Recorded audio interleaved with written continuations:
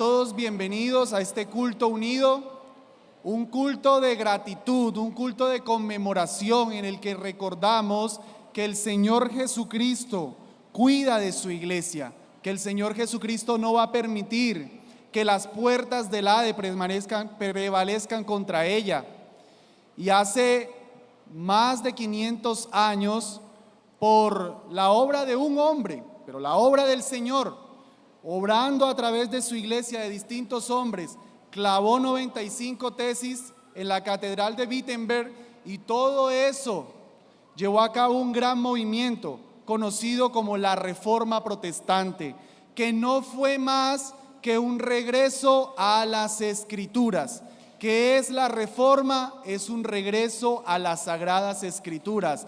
El gran bastión de la Reforma Protestante es sola Escritura. No necesitamos sueños y revelaciones, no necesitamos la tradición, no necesitamos nuestras imaginaciones, necesitamos solamente la palabra del Señor. Hoy, de manera especial, estamos reunidos las distintas iglesias de la gracia del Señor y, por supuesto, otros hermanos que también desean venir y celebrar juntos en comunión este importante momento. Quisiera que empezáramos consagrándonos a nuestro Señor. Les invito a que pongan su celular en modo silencio para evitar cualquier distracción y que nos acercáramos al Señor en oración, dirigido por el pastor Sergio Ruiz.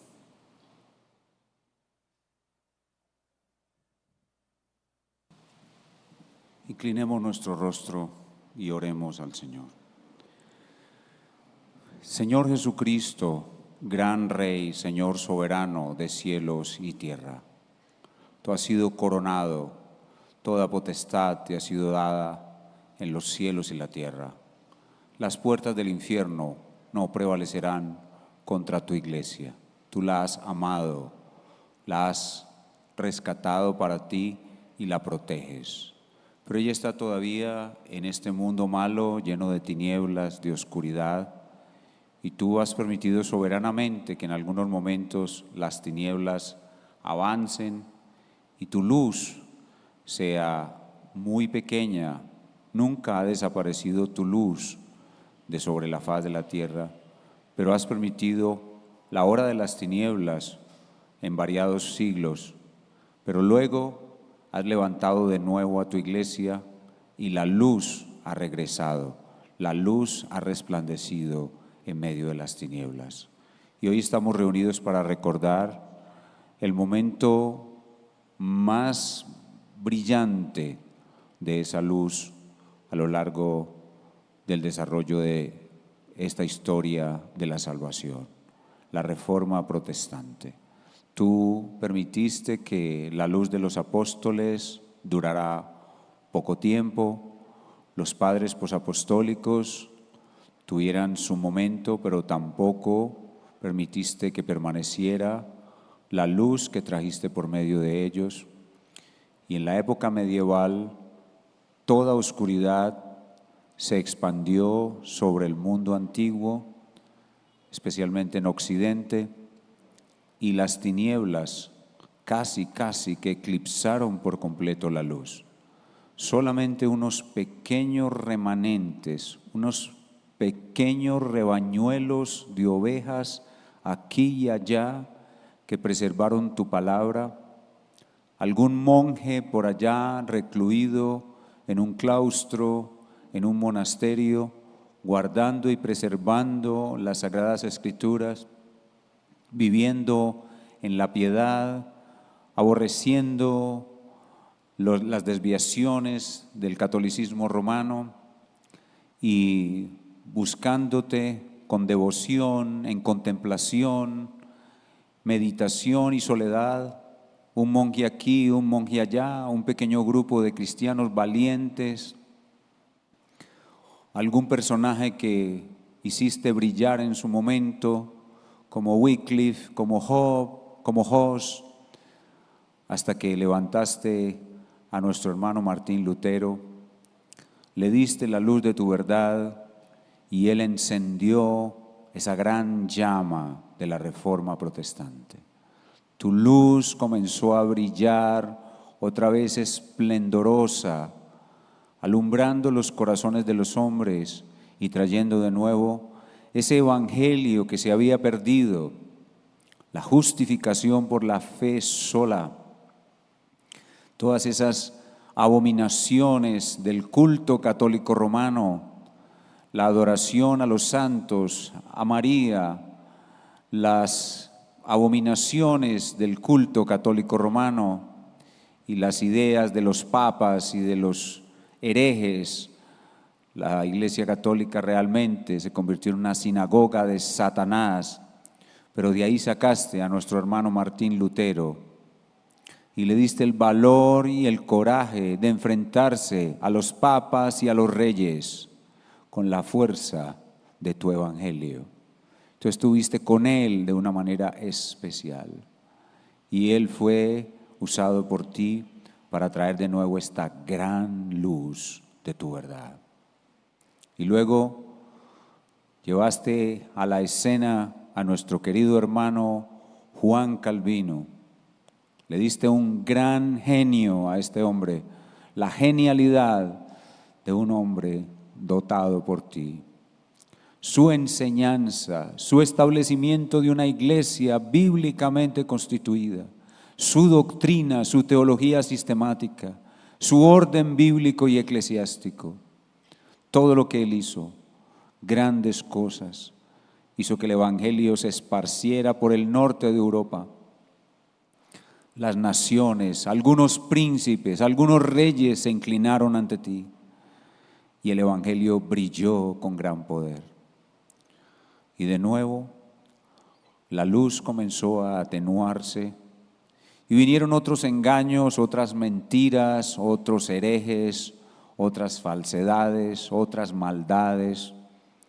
Y de nuevo, la luz de tu verdad se atenúa, se disminuye. Pero gracias a la Reforma Protestante se ha mantenido la luz de tu verdad hasta que ella ha llegado a nosotros. Pobres pecadores que fuimos salvados y llevados a Cristo en iglesias apartadas de tu verdad y llenas de tradiciones místicas, carismáticas y erradas. Pero allí hablaste a nuestro pequeño y pobre corazón. Nos mostraste la grandeza de esas doctrinas de la gracia. Las doctrinas que predicó Calvino, las doctrinas que los calvinistas establecieron en el sínodo de Dordrecht, donde se establecen las doctrinas de la gracia. Esas maravillosas doctrinas llegaron a nuestra alma y arrasaron con nuestro corazón. Nuestro corazón fue hecho cautivo de las doctrinas de la gracia. El verdadero evangelio de Jesucristo es las doctrinas de la gracia que predicamos en la fe reformada. Y aquí estamos, Señor, vivificados por ti, sostenidos por ti, para dar nuestras vidas, si es necesario, por el verdadero evangelio de Jesucristo y para ser dignos representantes de la reforma en el siglo XX y XXI en los cuales nos ha tocado vivir. Para vivir y resistir de nuevo el eclipse de las tinieblas sobre la luz y mantener la luz verdadera del evangelio de Jesucristo, la sola escritura, sola gracia, sola fe, solo Cristo, solo para la gloria de Dios, los distintivos de la fe reformada. Fuimos privilegiados aún más, porque fuimos iluminados, empezando por nuestros padres fundadores en el siglo XVII, fuimos iluminados de otros errores que aún nuestros hermanos reformados sostenían. Y hemos sido llevados al último puerto, al último lugar, al lugar donde la iglesia debe permanecer para guardar su pureza. La iglesia bautista reformada, donde tú nos has hecho anclarnos y estacionarnos y estabilizarnos definitivamente para morir. La Iglesia Bautista Reformada, siguiendo la Confesión de Londres de 1689, es nuestro lugar para morir. Aquí hemos llegado para morir. Así que cada año recordar todas estas cosas le hace muchísimo bien a nuestras almas. Recordar el pasado, viajar en la máquina del tiempo, honrar a aquellos que fueron antes de nosotros y mayores que nosotros. Y nosotros, sus humildes imitadores, humildes seguidores, queremos defender la reforma en nuestro tiempo, la fe bautista reformada en nuestro tiempo, de toda clase de modernidad, de toda clase de desviación, de toda clase de insinuación extraña. A todo eso vamos a decir que no nos vamos a mover de donde estamos, que vamos a vivir aquí y a morir aquí, o a esperar el regreso del Señor aquí.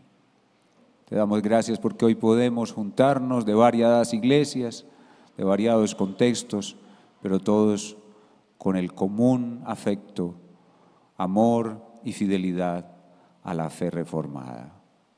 Usa este culto de adoración para glorificar a Cristo nuestro Rey y para mantener en nosotros el amor y la pasión por tu verdad. Te lo pedimos en el nombre del Señor Jesucristo. Amén. Bien, amados, les invito a que nos coloquemos sobre nuestros pies para cantarle al Señor el Salmo 19, un salmo en el que podemos hablar de la revelación general y la revelación especial de Dios. Se nos cuenta que los cielos anuncian la gloria de Dios y el firmamento la obra de sus manos. Y se nos dice también, sin embargo, que su palabra escrita es la revelación más específica de Él. Este salmo tiene un añadido de la revelación de Cristo Jesús, su Hijo, la revelación especial.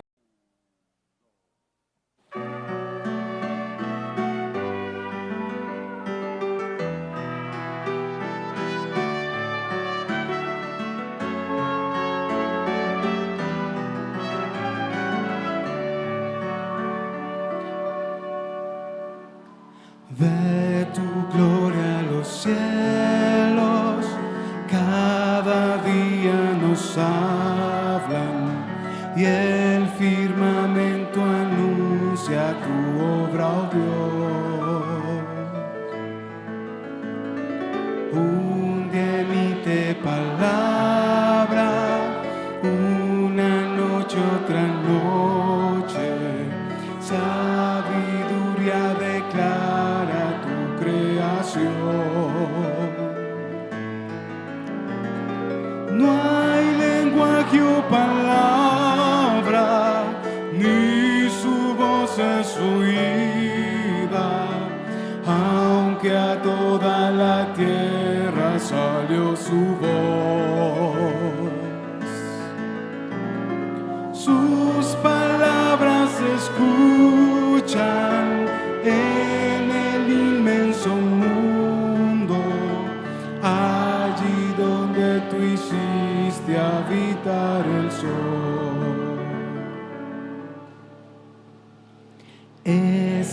Como un esposo que sale de su lecho,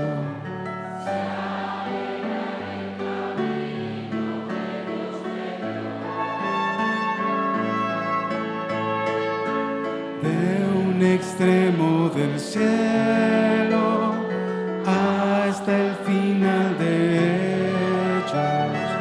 No hay nada que se esconda de su calor. Oh, tu ley es perfecta, ella convierte el alma. Sabio hacia el sencillo, la ley que es fiel. Tus mandamientos rectos nos alegran el alma, y tu precepto puro nos alumbró. Tu temor es tan limpio que siempre permanece, justos y verdaderos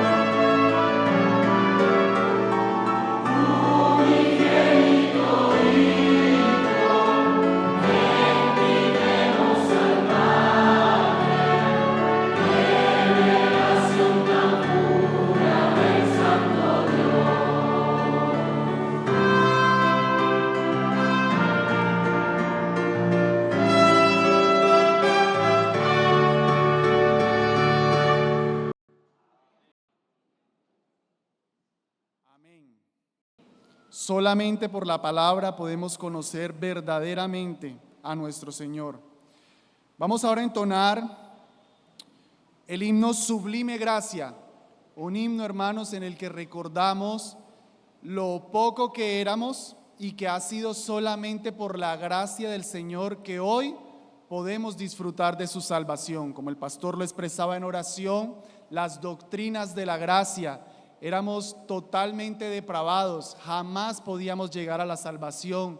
Nuestro Dios nos tuvo que escoger para salvación, llamarnos eficazmente, Cristo venir y morir particularmente por nosotros, y ahora siendo salvos todavía necesitamos de la gracia del Señor para que nos preserve y nos ayude a perseverar hasta el fin. Amén.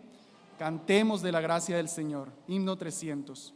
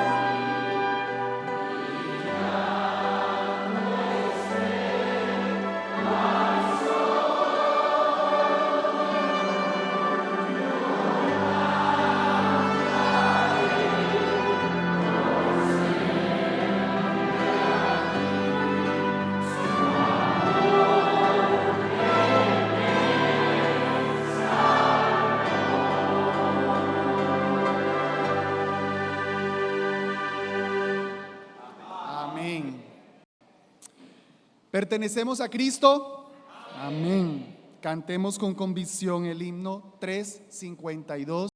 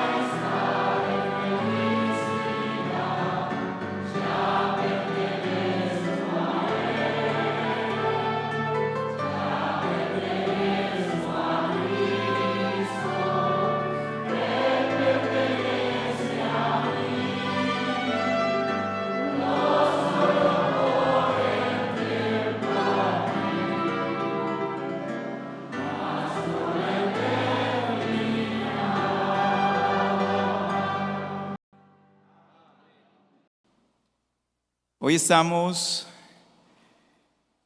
celebrando, honrando, no a hombres, sino a Dios. Celebramos el Día de la Reforma, pero celebramos lo que Dios hizo a través de la Reforma. Celebramos lo que Dios continúa haciendo a través de la Reforma y a través de su iglesia. 31 de octubre de 1517.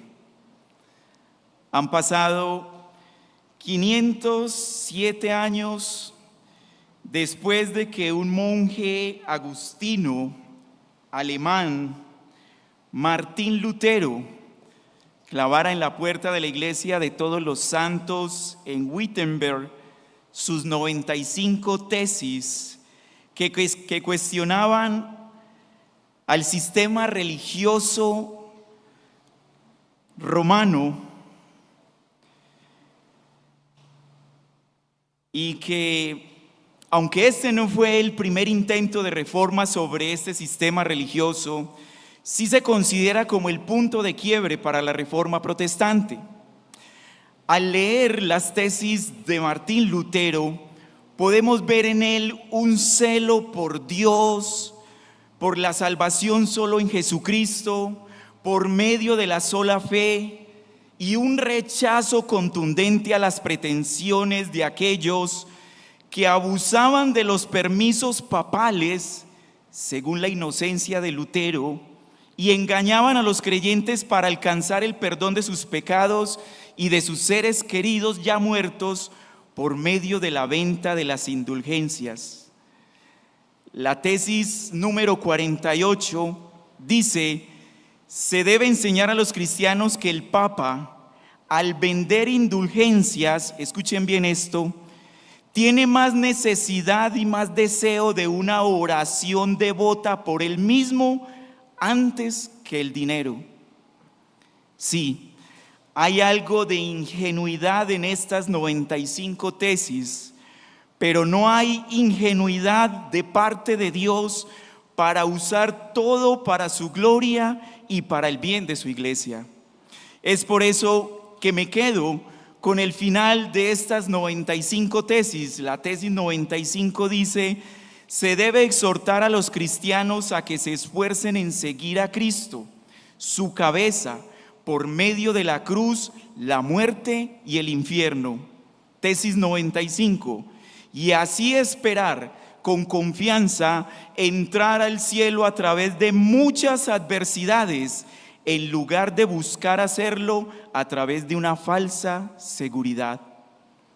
Lo que nos debe llevar a pensar esto que ocurrió hace 507 años, es si aún las iglesias de hoy, que nos denominamos reformadas, tenemos el mismo sentir que hubo en Martín Lutero al clavar estas 95 tesis en esta puerta. Pero más importante todavía es si las iglesias de nuestra época, adheridas a la Reforma, todavía están acorde al deseo del Espíritu Dios expresado por el apóstol a los gentiles, Pablo de Tarso. Acompáñenme por favor a Filipenses capítulo 1, versículos 21 al 24. Filipenses capítulo 1, versículos 21 al 24. Preguntémonos si en nosotros está este mismo sentir del apóstol Pablo para las iglesias de nuestra época. Dice la palabra de Dios: porque para mí el vivir es Cristo y el morir es ganancia. Mas si el vivir en la carne me es para fruto de la obra, no sé entonces qué escoger, porque de ambas cosas estoy puesto en estrecho, teniendo el deseo de partir y estar con Cristo, lo cual es mucho mejor, pero quedar en la carne es más necesario por causa de vosotros. Podemos preguntarle al apóstol Pablo,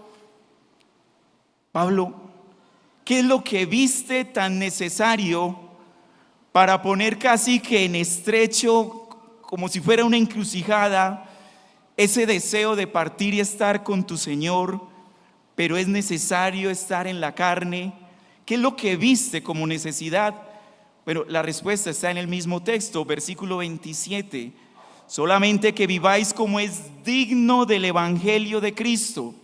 Esa es la necesidad que Pablo vio, que la iglesia en Filipos viviera como es digno del evangelio de Cristo, para que sea que vaya a verlos o que esté ausente, oiga de vosotros que estáis firmes en un mismo espíritu, unánimes, combatiendo juntos por la fe del evangelio.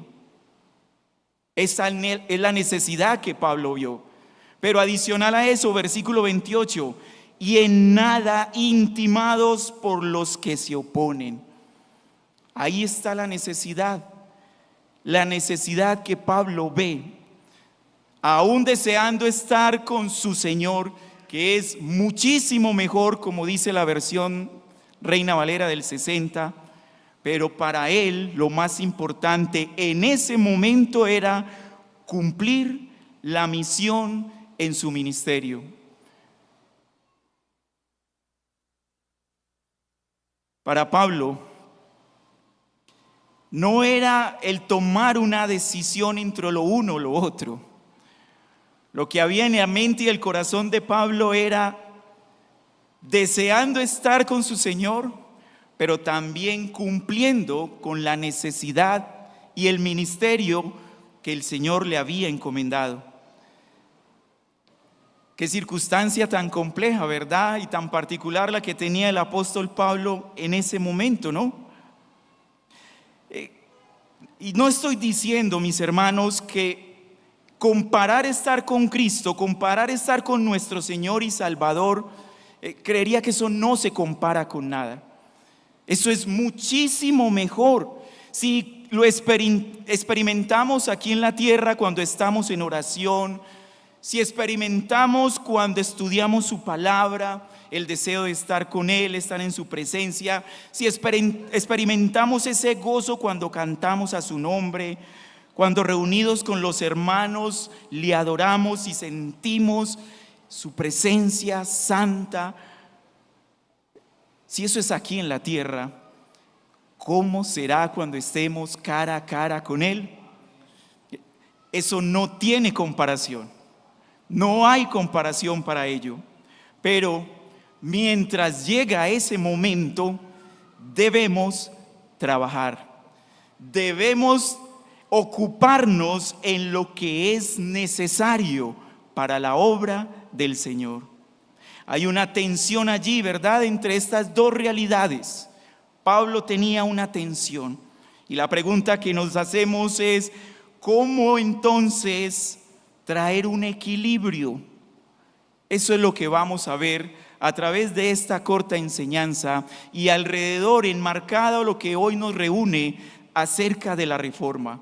Y tomando estos dos pensamientos, el pensamiento de Pablo y el pensamiento de Lutero, le he dado como título a esta enseñanza: la reforma que ve el cielo en la tierra. La reforma que ve el cielo en la tierra. Buscar ese equilibrio, la forma de buscar el equilibrio entre lo porvenir y lo actual, siendo lo porvenir mucho mejor que lo actual, pero lo actual es necesario mientras esperamos lo porvenir. ¿Cómo mantener el equilibrio entre lo eterno y lo terrenal? Es lo que debemos preguntarnos. Bueno, la respuesta es mantenernos enfocados y ocupados en lo que es necesario por causa de la obra de Cristo y al mismo tiempo motivados por lo porvenir, que es estar con Cristo, lo cual es mucho mejor. Esa es la respuesta. Enfocados, ocupados en lo que es necesario, pero motivados por lo que está por venir, que es estar con Cristo, lo cual es mucho mejor. Los desafíos que enfrentaron Pablo y Lutero y todos los reformadores del siglo XVI son los mismos desafíos que nosotros, la iglesia del siglo XXI, enfrenta hoy día. El desafío lo podemos resumir en esta corta frase: mantener a la iglesia de Cristo enfocada en Cristo. Ese es el desafío. Mantener la iglesia de Cristo enfocada en Cristo. ¿Cómo se logra eso entonces? Bueno, lo vamos a ver a través de dos aspectos necesarios para el hoy, necesarios por causa de la obra de Cristo. El primero es que debemos enfocarnos en el avance imparable del reino de Dios aquí en la tierra. Enfocarnos en el avance imparable del reino de Dios aquí en la tierra. Lo segundo, prestar atención a las divisiones como un peligro para el avance de ese reino. Dos sencillos aspectos: avance imparable del reino de Dios y el peligro para que ese reino avance aquí en la tierra. Una de las marcas distintivas de la Reforma Protestante es ver la revelación especial de Dios en íntima relación con la redención. Esa es una de nuestras marcas. Ver la revelación especial, ver la Biblia, revelación especial, en una intimidad con la salvación o la redención.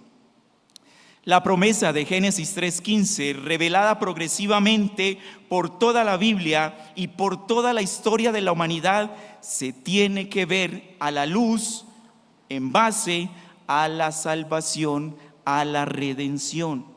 Y esa revelación progresiva se desarrolla en los escenarios del reino: reino de creación, reino nacional, reino espiritual y reino eterno. Venga tu reino, nos enseñó a orar nuestro Señor Jesucristo. Venga tu reino. Anhelamos el reino eterno, pero por el momento avanzamos en la construcción del reino espiritual, que es donde la iglesia se encuentra en el momento. Y ese reino avanza imparablemente por medio de las iglesias locales, pero en medio de un mundo caído. La cizaña creciendo junto al trigo. Así avanza el reino de Dios, el reino espiritual. Un mundo material caído que debe ser afectado positivamente por la acción de la iglesia, construyendo el reino espiritual de Dios. Y es por eso que no tenemos lucha contra sangre ni carne, sino contra principados, contra potestades, contra gobernadores de las tinieblas de este mundo, contra espíritus de maldad en las regiones celestiales. Esa es nuestra lucha, esa es nuestra batalla, y es allí donde nos enfocamos, construyendo el reino espiritual, un reino que avanza en la tierra, pero que afecta tanto lo espiritual como lo material. Ese fue el efecto de la Reforma del siglo XVI. Dios no solo libró a su iglesia de las tinieblas y la trasladó al reino de su amado Hijo de una forma espiritual, sino que también lo hizo de una forma material, aunque temporal. Y aunque la perfección de ese reino material solo se dará cuando Él regrese, el establecimiento del reino eterno de Dios, ahora, mis hermanos, vivimos un anticipo de ese reino eterno que está siendo construido desde lo espiritual y en el hoy. Allí es donde nos debemos enfocar. Esto lo vemos cuando la Reforma del siglo XVI impactó las familias.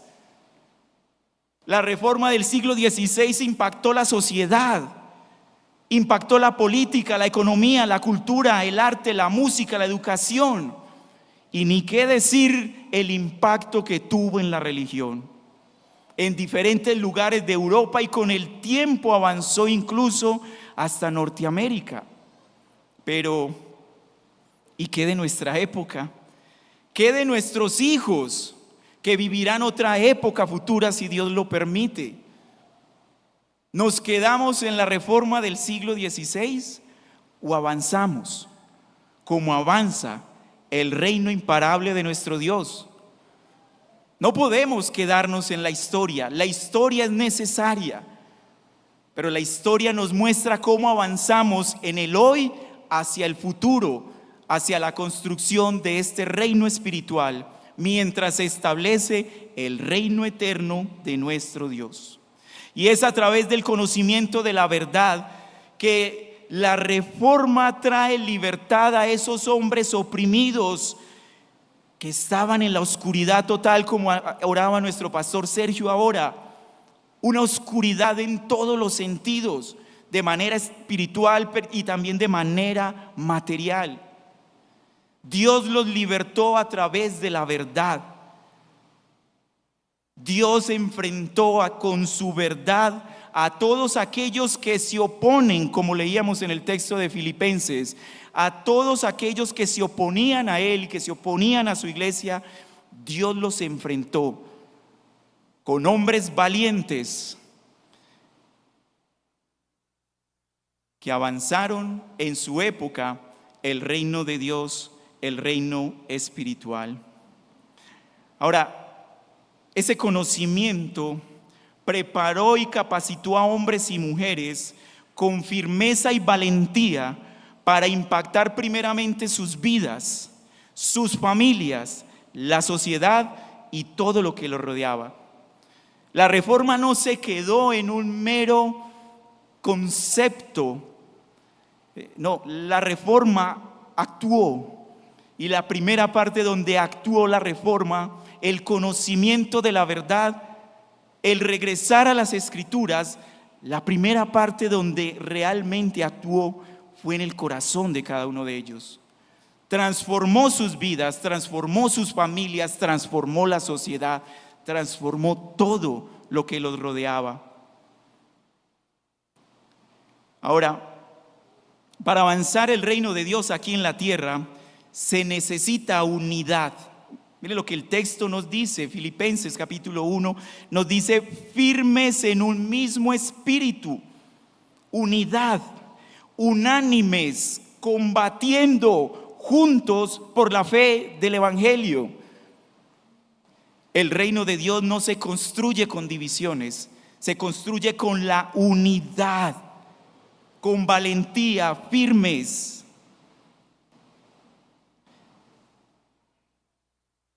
Y la unidad no tiene peor enemigo que la división. Y ese es el segundo aspecto que quiero que nos enfoquemos en esta tarde. Ver las divisiones como un peligro para el avance del reino de Dios aquí en la tierra. Y lo vamos a dividir en dos partes: las divisiones dentro de la iglesia local, y la parte más importante, no porque el otro no sea, sino que es lo que nos reúne, las divisiones dentro del cuerpo de Cristo. Las divisiones dentro de la iglesia local y las divisiones dentro del cuerpo de Cristo. Lo contrario a firmeza, según el texto, lo que manda el apóstol Pablo en Filipenses, estar firmes, lo contrario a esa firmeza es la inseguridad, el vacilar. Y cuando la doctrina no es clara, entonces no hay firmeza, sino que hay inseguridad. A la reforma le agradecemos la gran cantidad de enseñanzas doctrinales, enseñanzas sanas y saludables para la iglesia, como las doctrinas de la gracia, como las teologías sistemáticas, como esas reflexiones profundas en las que estos hombres entraron y escribieron con relación a la palabra de Dios. Cantidad de literatura tenemos gracias a la reforma. Tenemos entonces material suficiente para que la iglesia permanezca firme y no insegura, porque la doctrina que tenemos es una doctrina segura, una doctrina que ha pasado la prueba del tiempo. y aún se mantiene firme, y aún nosotros la profesamos, aún nosotros la enseñamos, y aún nosotros hoy la creemos. Ahora, toda esa unidad, toda esa firmeza tiene que estar promovida por un mismo espíritu, es lo que nos dice el texto. Un mismo espíritu, y de esa manera se combate juntos, unidos por la fe del Evangelio. Recuerden, el reto que tenía Pablo, el reto que tenía Lutero, el reto que tenía Calvino, el reto que tenía cada uno de los reformadores, el reto que tenemos nosotros hoy es mantener la iglesia de Cristo enfocada en Cristo. Eso es lo que Pablo nos dice en el texto: combatir juntos, unánimes, por la fe del Evangelio. Pero cuando una iglesia local se edifica con la doctrina equivocada, crea inseguridad, debilidad, y la fe del Evangelio es incierta. Por lo tanto, la iglesia se divide. Y si una casa estuviere dividida contra sí misma, tal casa no podría permanecer, dice el Señor.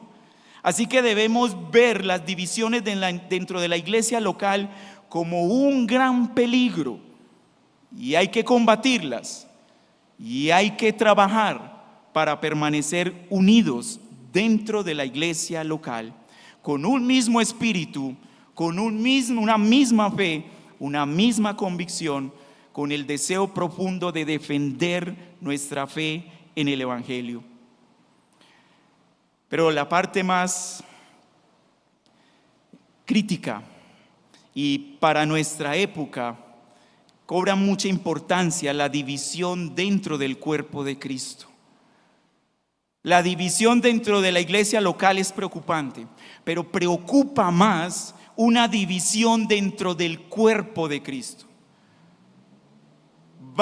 Muchas iglesias locales que deben conformar el cuerpo de Cristo ahora están divididas.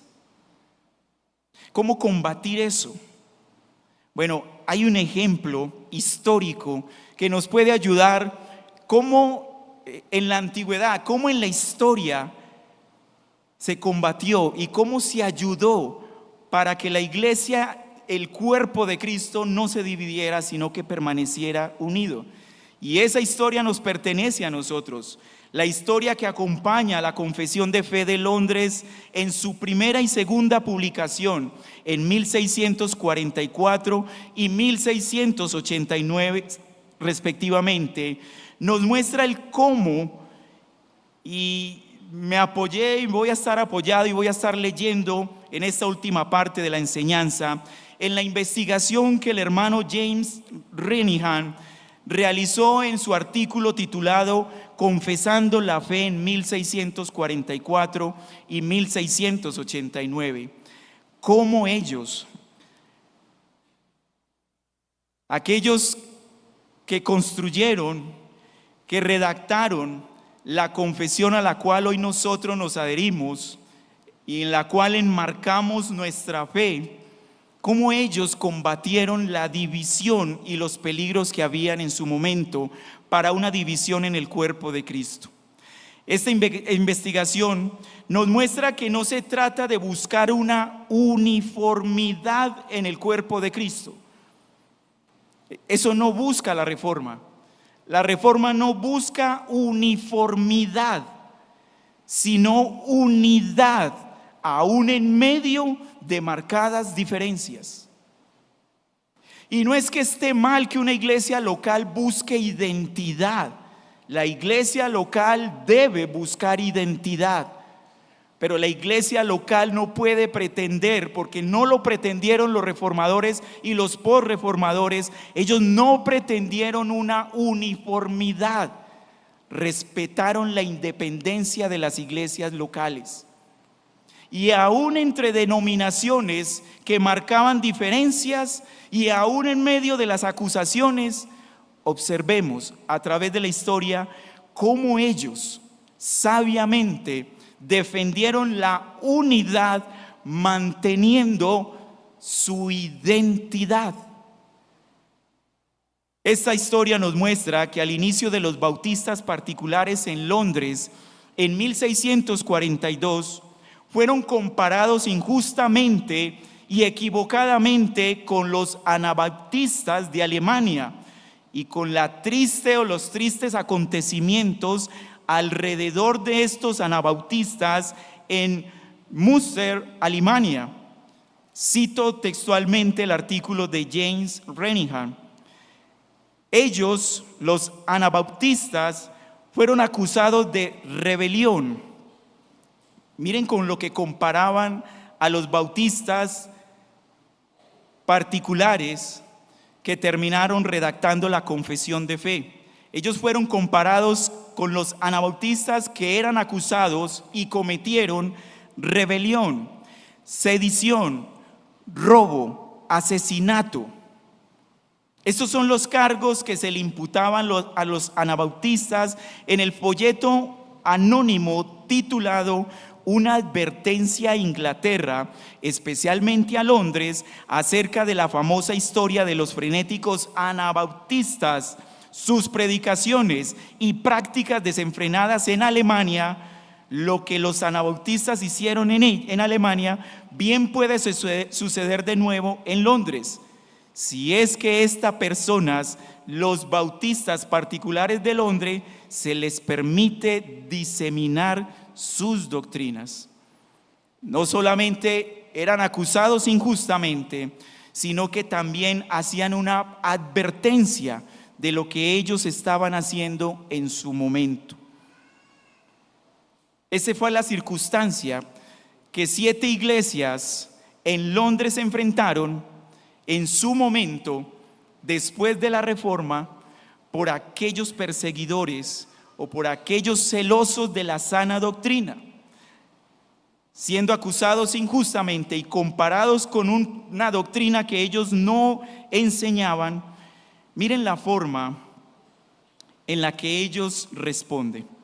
Continúo citando a James Renihan. A propósito, si desean estudiar este folleto que habla acerca de la historia de nuestra confesión de fe, yo los invito a que compren el libro. Es un libro pequeño, pero muy interesante para nuestra historia. Y nuestro hermano Jeffrey les puede ayudar a conseguirlo.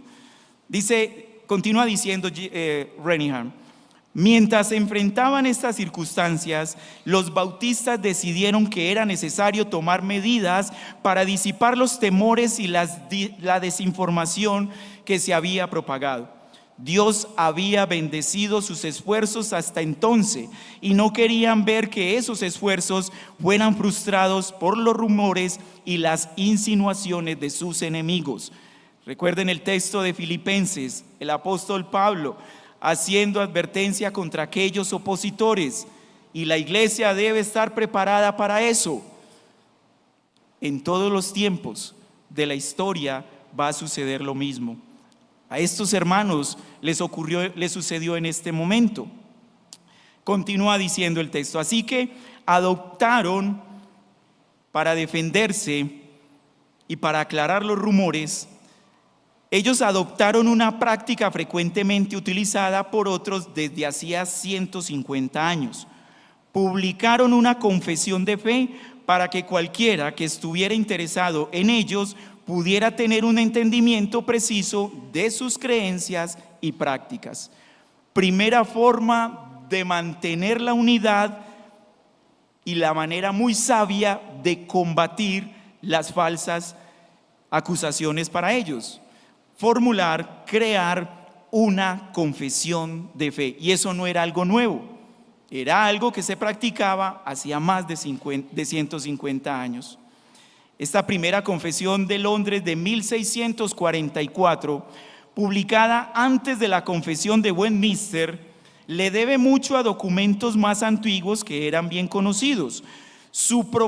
El propósito para redactar esta confesión era demostrar que no sostenían ideas desenfrenadas ni nuevas, sino que más bien compartían las mismas posturas teológicas básicas que tenían las mejores iglesias y ministros que les rodeaban. Probablemente la mejor y más detallada confesión disponible para ellos era la Confesión Verdadera de 1596. Además, se apoyaron en gran medida en un libro titulado La Médula de la Teología, escrito por un famoso e importante puritano llamado William Ames. La pregunta es, ¿estos hermanos alcanzaron lo que buscaban? Defenderse ante esas falsas acusaciones y ser aceptados por el sistema religioso reformado que estaba tomando forma en ese momento. Bueno, la primera confesión de fe pasó por el ojo crítico de varios hombres, y miren lo que dice el texto, que al parecer se habían autoproclamado cazadores de herejes. La primera confesión de fe fue revisada por estos hombres que se hacían llamar cazadores de herejes. Uno de ellos, Thomas Edwards, en 1646 publicó una obra en 3 partes separadas titulada, miren el título, Gangrena o catálogo y descubrimiento de muchos de los errores, herejías, blasfemias y prácticas perniciosas de los sectarios de este tiempo, ventilados y cometidos en Inglaterra en los últimos 4 años. En ese folleto, este hombre criticó la primera confesión de fe de 1644. Y para favor de estos hermanos, nuestros predecesores en la confesionalidad, este crítico no encontró mayor cosa que decir. En la página 106 de la primera parte de la Gangrena, Edwards mencionó la confesión de 1644, pero no encontró ninguna falta en ella, emitiendo que sus declaraciones eran como las de las iglesias reformadas. Pasó la prueba del ojo crítico y fue aceptada por aquellos que consideraban una doctrina nueva, un pensamiento nuevo como herético. Otro cazador de herejes criticó fuertemente la confesión de fe, y esta es la parte en la que quiero que prestemos un poco más de atención. Daniel Fitley, miembro de la Asamblea de Westminster por un corto tiempo, reconoció las palabras que usaron los reformadores, los que construyeron la confesión de fe en 1644. Él los reconoce como ortodoxos. Sin embargo, hace 6 críticas especiales a la confesión de fe. Miren las críticas de este cazador de herejes. Primero, que los bautistas en el artículo 31 parecen dar a entender que el derecho a las posesiones terrenales se fundamenta en la gracia, no en la naturaleza. Parece ser. 2, que en el artículo 38 habla en contra del sostenimiento de los ministros por parte del Estado. Objeción 3, 4 y 5. Todos tratan con el bautismo de creyentes. Objeción 6, que los bautistas permiten que hombres no ordenados prediquen. Ahora, esta es la parte más interesante de toda esta historia.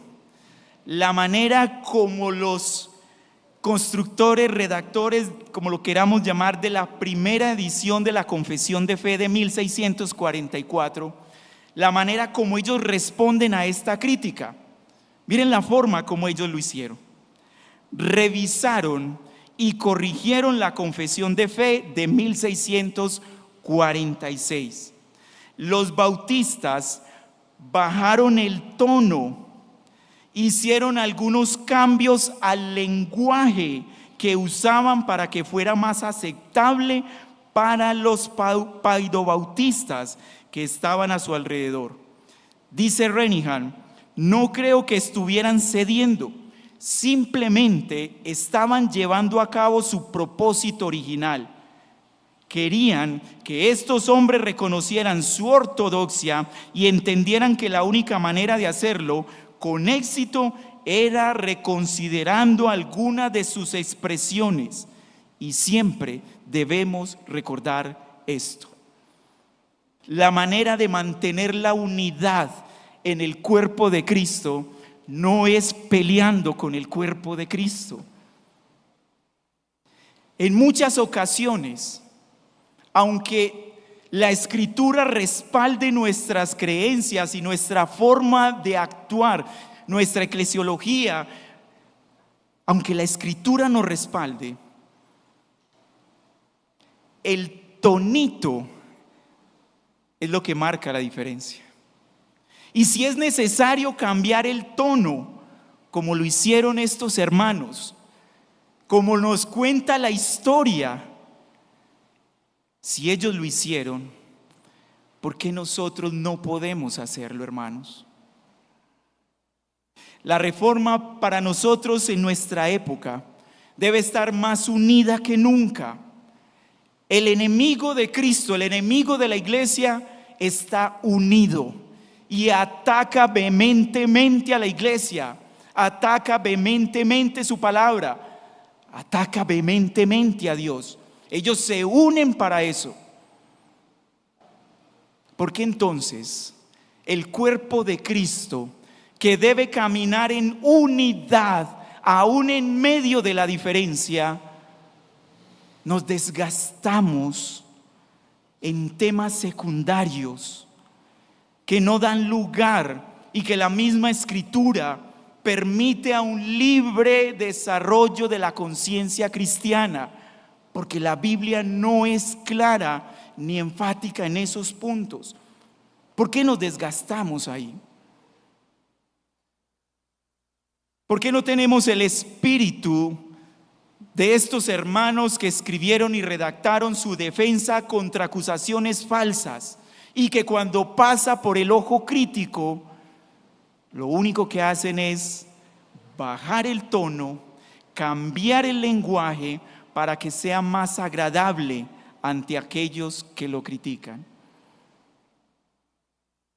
La unidad en el cuerpo de Cristo es importante y en nuestra época sí que lo necesitamos. Hermanos, no todos fuimos llamados a hacer lo mismo. Recuerden, la Biblia nos llama el cuerpo de Cristo y como cuerpo cada iglesia tiene su identidad. Una iglesia es el brazo, otra iglesia es el dedo, otra es el corazón, otras son los pies. El pie no le dice al corazón quiero ser corazón, la mano no le dice al pie quiero ser mano. Hay una identidad y esa identidad, unidos todos, formamos el cuerpo de Cristo, que construimos el reino de Dios de manera espiritual mientras esperamos la venida del reino eterno establecido por Él cuando regrese por segunda vez. Nosotros ahora tenemos más elementos de lo que tuvieron nuestros hermanos reformadores en el siglo XVI. Nosotros conocemos la historia, conocemos sus errores y podemos basarnos en ellos para continuar construyendo y edificando. ¿Por qué volver a los mismos errores?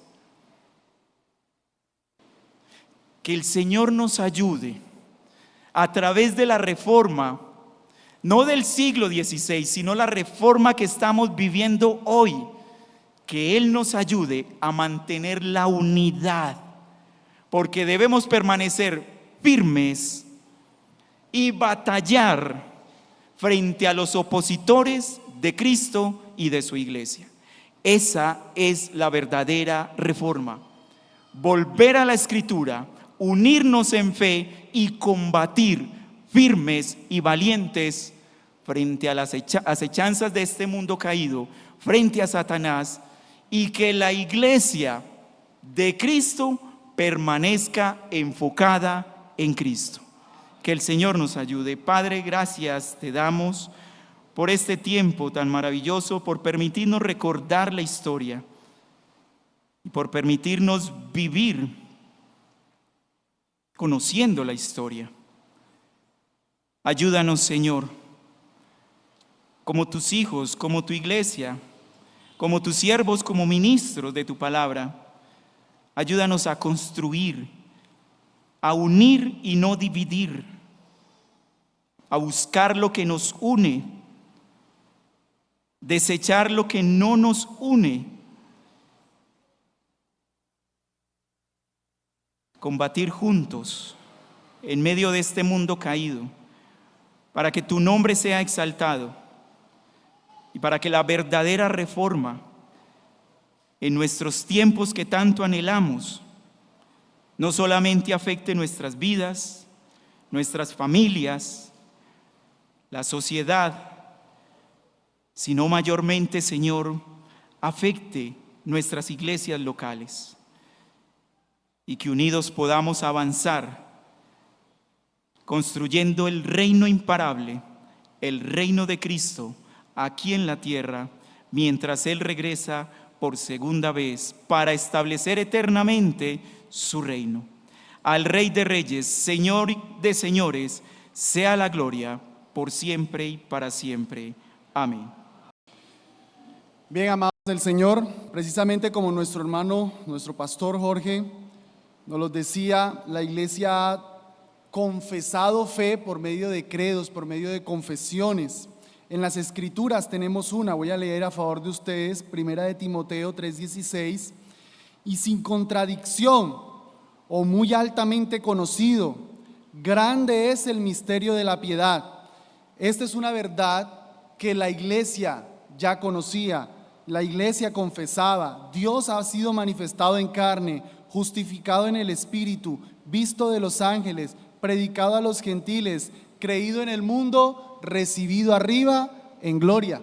Esta es una verdad que nos une como iglesia, y vamos a cantar el credo niceno pensando en esas confesiones que la iglesia ha tenido, un credo que fue compuesto precisamente cuando algunos herejes por ahí se levantaron y fue necesario que la iglesia declarara, confesara lo que creía respecto de la doctrina de la Trinidad. En este credo quiero hacer una precisión. Vamos a cantar una palabrita que lastimosamente nos suena, nos chilla, aunque realmente es lenguaje cristiano, y es el término católico.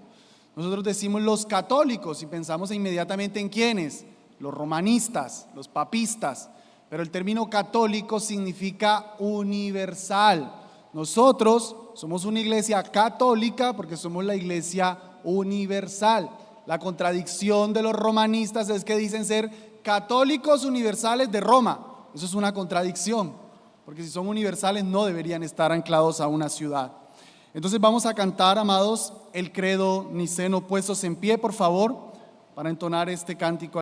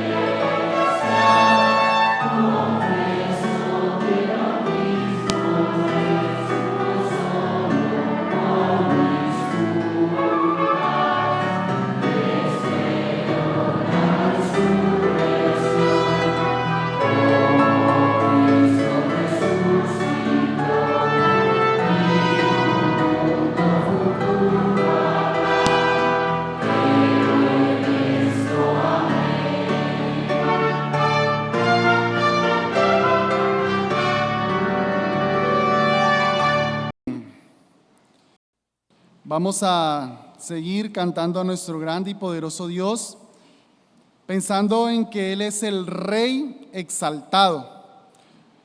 Él es el Señor. El Evangelio no es solamente que Cristo es nuestro Salvador. El Evangelio es que Cristo es el Señor. En las Escrituras, de hecho, nunca se presenta el Salvador y el Señor, sino el Señor y el Salvador. Primeramente Él es el Señor. Tenemos que entregar toda nuestra vida a Él. Si decimos ser salvos, nos sujetamos a su santísima voluntad. Cantemos el himno 226, Rey exaltado en gloria.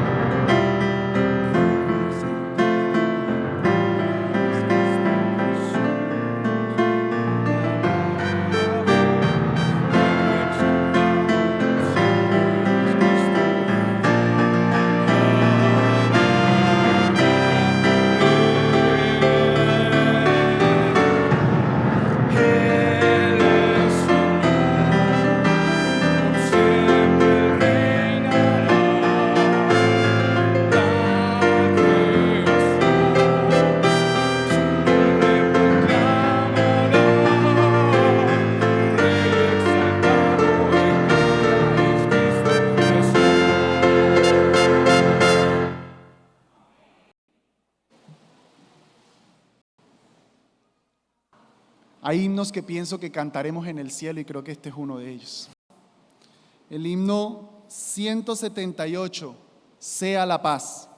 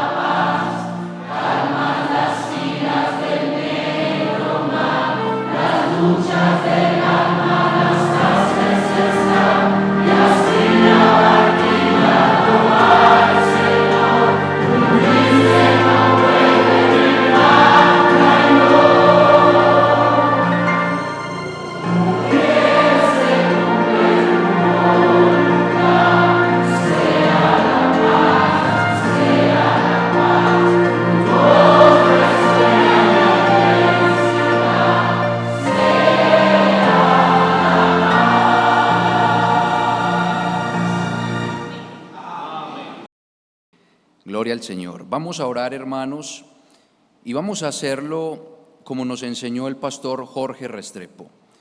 Vamos a pedirle a nuestro Señor que use nuestras vidas para avanzar su reino. ¿En qué más podemos invertir nuestras vidas, recursos, tiempo, conocimientos, juventud, vejez, etcétera, sino en avanzar su reino? ¿Estamos de acuerdo en eso? ¿Sí? Si estamos de acuerdo, entonces incline su rostro, invoquemos a nuestro Dios y Padre y pidamos entonces que nos conceda las peticiones que elevaremos en esta tarde. Señor Dios y Creador de todas las cosas, hoy nos presentamos delante de ti por los méritos de nuestro Señor Jesucristo, reconociendo al mismo tiempo que por esos méritos eres nuestro Padre. Dios, el Creador de todas las cosas, también es nuestro Padre por Cristo Jesús. Es por eso que confiadamente invocamos tu nombre, y es por eso que con temor reverente te buscamos, y es por eso que con humildad en nuestros corazones hoy suplicamos: escucha y responde nuestras peticiones. No son muchas las que traemos en esta tarde, buen Dios.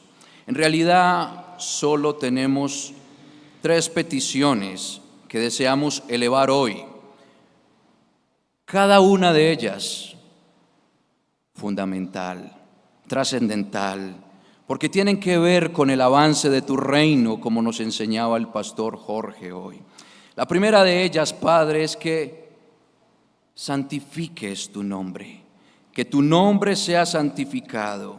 Hoy con tu iglesia reunida elevamos esta súplica, Señor, que tu nombre sea santificado, que por las obras de tu creación, las maravillas de la redención, la bendita providencia, sean conocidas por los hombres y entonces en las naciones, llenos de asombro,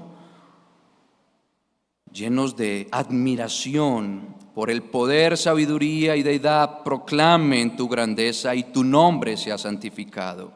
Que la obra más gloriosa, la cruz, resplandezca en las naciones, alumbre a nuestra nación y sea como un faro de luz en todo Antioquia. Y entonces en todo este departamento tu nombre sea santificado. Que esa bendita obra de la cruz avive los corazones de nuestras iglesias, familias, vidas. De esta manera, por medio de tu iglesia en Antioquia, tu nombre entonces sea santificado. Es por eso que además te pedimos que venga tu reino, como nos enseñaba hoy el pastor Jorge. Tu reino de justicia y santidad de la verdad se establezca en este mundo. Que venga tu reino y con él el sumo bien para tu pueblo redimido, Señor. Que venga tu reino y la completa redención de tus elegidos. Que venga tu reino y se establezca total y definitivamente, pero al mismo tiempo que se establezca tu reino con la absoluta destrucción del pecado, Satanás y del sistema mundanal, y la destrucción absoluta de todo el mal que se ha introducido en tu creación. Que venga tu reino a Antioquia, Señor, te lo pedimos. Finalmente, queremos pedirte y suplicarte que uses nuestras vidas. Sí, Señor, usa nuestras vidas. Padre, esta es nuestra última petición en esta oración de esta tarde. Deseamos que nuestras vidas, tiempo, recursos, conocimiento, dones, habilidades, talentos y todo lo que nos has dado sean empleados para santificar tu nombre y avanzar tu reino. Te pedimos entonces que en cada uno de nosotros haya una prioridad consciente de buscar primeramente tu reino y tu justicia, que haya en nosotros una mente o mentalidad de reino, que en nosotros esté anclada esta verdad, que tu reino es lo primero y haya una mentalidad de reino, Señor. A nivel de familias, queremos que se cumpla en nosotros la bendita declaración de tu palabra cuando dice: pero yo y mi casa serviremos a Jehová. Y como familias juntos avancemos tu reino. De manera individual, danos la gracia de cargar la cruz cada día, negarnos a nosotros mismos y así avanzar tu reino. Como asociación de las iglesias bautistas reformadas de Antioquia y como iglesias locales aquí representadas de este departamento, te pedimos: úsanos, Dios, concédenos la gracia, concédenos la humildad, concédenos el discernimiento, la sabiduría, la provisión, el honor y el poder de tu Espíritu para servir en el avance de tu reino y establecimiento del mismo aquí en Antioquia, Señor. Usa nuestras iglesias y la predicación bíblica clara, potente, sólida, ungida por tu Espíritu. La predicación que reforma y produce frutos para vida en todos los que escuchan con fe. Usa nuestras iglesias para que a través de la predicación sea derribado todo argumento y altivez que se levanta contra el conocimiento de tu verdad, y todo pensamiento sea llevado cautivo a la obediencia y al sometimiento de nuestro Señor Jesús. Que nuestras iglesias sean fieles y expongan con claridad tu verdad. Y entonces el error, impureza, falsos maestros y el pecado queden expuestos. Y así tu iglesia sea purificada y limpiada para ser usada en el avance de tu reino. Usa nuestras iglesias para convocar y salvar a tus elegidos de toda Antioquia. Usa nuestras iglesias para perfeccionar a los santos, para formar en ellos la imagen de Cristo, para ver en ellos el carácter, para que tu iglesia tenga el aroma de Cristo. Úsanos, oh Dios, te lo pedimos. Usa nuestras iglesias, despierta y levanta más obreros, que por uno que se vaya, tú levantes 3, 5, 10, igual de íntegros o más superiores, oh Dios, en integridad, leales, constantes a la fe reformada, piadosos, llenos de tu Espíritu, porque la mies es mucha, Señor, y somos pocos, oh Padre. Levanta más obreros, te lo suplicamos, Señor, y de esta manera bendice nuestra asociación, bendice las iglesias bíblicas y concédenos el establecimiento de nuevas iglesias bíblicas en toda Antioquia.